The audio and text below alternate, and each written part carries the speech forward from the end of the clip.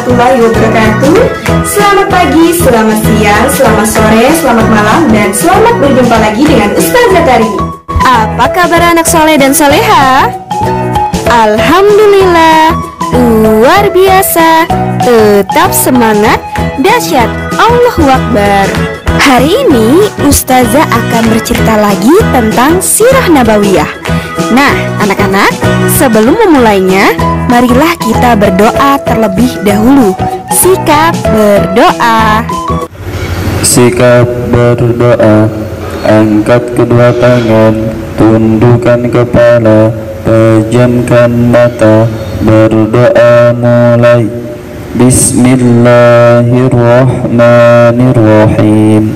Rabbi zidni ilma warzuqni fahma. Amin. Bismillahirrahmanirrahim. Anak-anak, masih ingatkah kalian wahyu pertama yang diturunkan kepada Nabi Muhammad? Hayo, masih ingat? Ya, benar, yaitu surah Al-Alaq ayat 1-5. Iqra, bacalah. Perintah bacalah itu disampaikan sebanyak 3 kali. Barulah setelah itu malaikat Jibril melepaskan Nabi Muhammad dan menyampaikan firman Allah itu. Anak-anak, wahyu pertama ini pula yang menjadi penanda turunnya Al-Quran atau Nuzulul Quran. Sekaligus hari pertama Muhammad diangkat menjadi seorang nabi. Nah, kali ini Ustazah akan melanjutkan lagi cerita sirah mengenai peristiwa Nabi Muhammad menjadi utusan Allah dan turunnya wahyu pada bagian kedua. Dengan subcerita kabar dari Waraqah bin Naufal, orang yang berselimut, bertemu Waraqah, surah Ad-Duha, kemudian sholat. Gimana anak-anak? Masih tetap semangat untuk belajar sirah? Ya, harus semangat ya. Kalian itu adalah pejuang. Kabar dari Waraqah bin Naufal. Pada saat Nabi Muhammad sudah tertidur dengan nyenyak dan tenang sekali, Bunda Khadijah menatap suaminya yang sedang tertidur pulas itu. Beliau membayangkan apa yang baru saja dikatakan oleh suaminya mengenai firman Allah dan malaikat yang indah. Sungguh luar biasa. Semoga kekasihku ini memang akan menjadi seorang nabi yang menuntun umat keluar dari kegelapan. Saat berpikir demikian, rasa bahagia dan sedih bergejolak di hati Bunda Khadijah. Bunda Khadijah yang berasal dari kalangan bangsawan Mekah sadar betul bahwa suaminya kelak akan dibenci orang-orang kafir. Akhirnya, Bunda Khadijah memutuskan untuk menceritakan hal ini kepada seseorang yang bijak dengan menemui pamannya Waraqah bin Naufal. Beliau adalah seorang pendeta Nasrani yang jujur pada masa jahiliyah dan mampu menukil beberapa tulisan dari Injil dengan tulisan Ibrani sebanyak yang mampu ditulisnya atas kehendak Allah. Bunda Khadijah menceritakan semua yang didengarnya dari Nabi Muhammad. Kemudian Waraqah berkata, "Maha suci ia, Maha suci. Demi Dia yang memegang hidup Waraqah, Khadijah, percayalah, suamimu telah menerima namus besar seperti yang pernah diterima Musa. Sungguh, dia adalah nabi umat ini. Katakan kepadanya, upaya tetap tabah. Siroh pe dia namus besar." Namus besar yang dimaksud Waraqah bin Naufal berasal dari bahasa Yunani. Nams artinya kitab undang-undang atau kitab suci yang diwahyukan. Namus bukan istilah Al-Quran, sebab Al-Quran menyebut istilah Taurat untuk kitab yang diturunkan kepada Nabi Musa. Bunda Khadijah pun pulang ke rumah. Ia memandangi suaminya yang masih tertidur dengan rasa kasih dan penuh ikhlas, bercampur harap dan cemas. Tiba-tiba tubuh suaminya menggigil, napasnya terlihat sesak dengan keringat memenuhi wajah. Nah, anak-anak, apa yang terjadi? Orang yang berselimut. Ketika itu, Nabi Muhammad terbangun. Ia terbangun karena mendengarkan malaikat Jibril datang membawakan wahyu kepadanya. Hai orang yang berkemul, berselimut, bangunlah, lalu berilah peringatan, dan agungkanlah Tuhanmu, dan bersihkanlah pakaianmu, dan tinggalkanlah segala perbuatan yang keji. Dan janganlah engkau, wahai Muhammad, memberi dengan maksud memperoleh balasan yang lebih banyak, dan karena Tuhanmu, bersabarlah. Quran Surah Al-Mudatsir ayat 1-7. Ayat-ayat tersebut merupakan permulaan dari masa kerasulan Nabi Muhammad. Bunda Khadijah memandang Rasulullah dengan kasih yang bertambah besar. Beliau perlahan mendekati suaminya dan dengan lembut memintanya untuk kembali tidur. Waktu tidur dan istirahat sudah tidak ada lagi, Khadijah.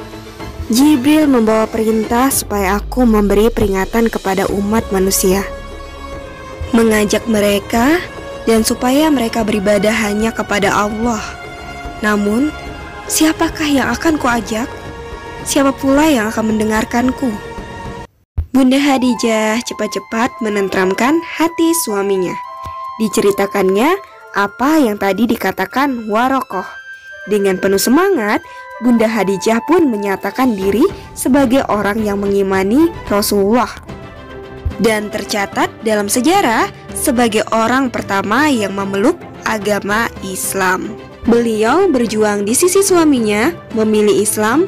Bunda Khadijah menukar segala miliknya dengan kejayaan Islam yang tidak pernah beliau cicipi. Nah, anak-anak, Bunda Khadijah meminta suami tercintanya itu memberitahu dirinya apabila malaikat datang. Kemudian Jibril memang datang, tetapi hanya Rasulullah yang dapat melihatnya. Bunda Khadijah duduk di sebelah kiri Rasulullah, lalu pindah ke sebelah kanan beliau. Dan malaikat Jibril hanya dapat dilihat oleh Rasulullah.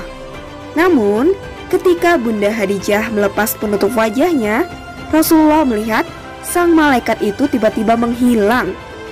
Dari kejadian itu, Bunda Khadijah merasa yakin bahwa yang datang itu benar-benar malaikat, bukan dari bangsa jin. Bertemu Warokoh. Anak-anak ustazah, tidak lama kemudian Rasulullah bertemu dengan Warokoh bin Naufal. Warokoh berkata, "Wahai keponakanku, apa yang kau lihat?" Lalu Rasulullah menceritakan pengalaman yang sudah dilihatnya. Warokoh berkata, "Demi dia yang memegang hidup Warokoh, engkau adalah nabi atas umat ini. Engkau telah menerima namus besar seperti yang pernah disampaikan kepada Musa. Pastilah kau akan didustakan, disiksa, diusir, dan diperangi orang. Kalau sampai pada waktu itu aku masih hidup, pasti aku akan membela yang di pihak Allah dengan pembelaan yang sudah diketahuinya pula." Kemudian Warokoh mendekat dan mencium ubun-ubun Rasulullah. Anak-anak ustazah, kini Rasulullah memalingkan wajah ke sekitarnya, melihat orang-orang yang menyembah patung-patung batu. Orang-orang ini juga menjalankan riba dan memakan harta anak yatim. Mereka jelas-jelas berada dalam kesesatan. Kepada orang-orang inilah Rasulullah diperintahkan untuk menyeru agar mereka menghentikan perbuatan-perbuatan itu. Namun, apakah mereka mau berhenti begitu saja? Tidak, anak-anak. Orang-orang Quraisy itu benar-benar amat kuat dalam memegang keyakinan mereka. Untuk itu, Rasulullah memerlukan datangnya wahyu penuntun lagi. Nah, anak-anak, kemudian tak berapa lama dari pertemuan itu, Warokoh bin Naufal meninggal dunia dan wahyu pun terputus atau mengalami masa vakum. Pada saat itu, wahyu yang dinanti Rasulullah ternyata tidak juga turun. Rasulullah dirundung kesedihan yang mendalam dan diselimuti oleh kebingungan dan kepanikan. Beliau takut jika Allah telah melupakan bahkan tidak menyukainya. Rasulullah kembali pergi ke bukit dan menyendiri lagi di Gua Hira. Ingin rasanya beliau membumbung tinggi dengan sepenuh jiwa, menghadap Allah dan bertanya mengapa dirinya seolah ditinggalkan. Rasulullah benar-benar hampir merasa putus asa. Jibril tidak pernah datang untuk menyampaikan wahyu. Sirohpedia, riba. Nah, anak-anak, riba adalah bertambahnya nilai barang tertentu atau penambahan jumlah pembayaran pada utang. Contoh mudahnya, jika kamu memberikan utang kepada temanmu senilai Rp1.000, kamu ingin dikembalikan senilai Rp1.200. Artinya, duit 200 itu merupakan riba dan nilainya haram. Surah Ad-Duha. Anak-anak, ternyata penantian Rasulullah itu terkabulkan. Tiba-tiba, wahyu itu turun yang dibawa oleh malaikat Jibril. Demi waktu duha, ketika matahari naik sepenggalah, dan demi malam apabila telah sunyi, Tuhanmu tidak meninggalkan engkau, wahai Muhammad, dan tidak pula membencimu. Dan sungguh, yang kemudian itu lebih baik bagimu daripada yang permulaan. Dan sungguh, kelak Tuhanmu pasti memberikan karunia-Nya kepadamu, sehingga engkau menjadi puas. Bukankah Dia mendapatimu sebagai seorang yatim, lalu Dia melindungimu? Dan Dia mendapatimu sebagai seseorang yang bingung, lalu Dia memberikan petunjuk? Dan Dia mendapatimu sebagai seseorang yang kekurangan, lalu Dia memberikan kecukupan. Maka, terhadap anak yatim, janganlah engkau berlaku sewenang-wenang. Dan terhadap orang yang meminta-minta, janganlah engkau menghardiknya. Dan terhadap nikmat Tuhanmu, hendaklah engkau nyatakan dengan bersyukur. Quran Surah Ad-Duha ayat 1-11. Anak-anak ustazah, rasa cemas dan takut di hati Rasulullah kini sudah hilang. Betapa damainya firman Allah itu terasa di hati beliau. Rasulullah harus menjauhi setiap perbuatan mungkar dan membersihkan pakaian. Beliau harus mengajak orang mengingat Allah. Beliau harus tabah menghadapi gangguan, tidak boleh menolak orang yang meminta bantuan, dan berlaku lemah lembut kepada anak yatim. Allah juga mengingatkan bahwa dulu Rasulullah adalah seorang yatim.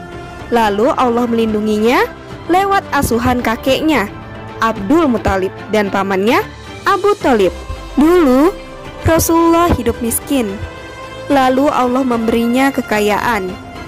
Allah pula lah yang telah menyandingkan beliau dengan Bunda Khadijah, yang menjadi kawan semasa muda, yang menyiapkan semua kebutuhan ketika beliau bertahanuts. Kawan semasa kerasulan, kawan yang penuh cinta kasih, yang memberi nasihat dengan rasa kasih sayang. Allah telah mendapati Rasulullah dari ketidaktahuan, kemudian diberinya beliau petunjuk kenabian. Cukuplah semua itu. Hendaklah mulai sekarang Rasulullah mengajak orang kepada kebenaran sedapat mungkin, sekuat mungkin. Inilah yang menjadi penyebab turunnya Quran Surah Ad-Duha ayat 1-11 yang memberikan petunjuk kepada Rasulullah. Dan ini dinamakan Asbabun Nuzul, yang berarti sebab-sebab turunnya ayat-ayat Al-Quran. Nah anak-anak, Allah mengajarkan Rasulullah ibadah yang pertama. Tahukah kalian ibadah apakah itu? Salat. Salat adalah satu di antara ibadah pertama yang diajarkan Allah kepada Rasulullah. Salat adalah ibadah yang terdiri atas perkataan dan perbuatan yang dimulai dengan takbiratul ihram dan diakhiri dengan memberi salam. Menurut bahasa, salat berarti doa untuk kebaikan. Pada suatu ketika, Rasulullah dan Bunda Khadijah sedang melaksanakan salat. Datanglah Ali bin Abu Thalib. Ali yang saat itu masih anak-anak merasa heran dan tertegun melihat Rasulullah dan Bunda Khadijah ruku, sujud, serta membaca ayat-ayat Al-Quran. Setelah Bunda Khadijah dan Rasulullah selesai salat, Ali pun bertanya, "Kepada siapa kalian sujud?" "Wahai Ali anakku, Allah telah mengutusku dan memerintahkan aku mengajak manusia untuk menyembah Allah. Dan kemudian Rasulullah mengajak Ali untuk beribadah kepada Allah serta meninggalkan berhala-berhala semacam Latta dan Uzza. Rasulullah pun membacakan beberapa ayat Al-Quran yang membuat Ali bin Abu Thalib terpesona karena ayat-ayat itu demikian indah. Ali meminta waktu untuk berunding dengan ayahnya terlebih dahulu. Semalaman Ali merasa gelisah. Esoknya, dia memberitahukan kepada Rasulullah dan Bunda Khadijah bahwa dia akan mengikuti mereka berdua, tidak perlu meminta pendapat Abu Thalib. Jadi, Ali adalah anak pertama yang memeluk Islam. Kemudian dilanjutkan oleh Zaid bin Harisah, yaitu bekas budak Rasulullah yang diangkat anak. Nah anak-anak, Islam pada saat itu masih terbatas pada keluarga Rasulullah. Apa yang harus beliau lakukan untuk menyebarkan Islam lebih luas lagi? Hal itu memanglah tidak mudah. Namun, Islam itu harus disebarkan. Betapapun kerasnya perlawanan orang-orang Quraisy, tahukah kalian siapa saja orang dewasa yang menjadi pemeluk Islam? Kita akan pelajari di pertemuan selanjutnya. Demikianlah, wassalamualaikum warahmatullahi wabarakatuh.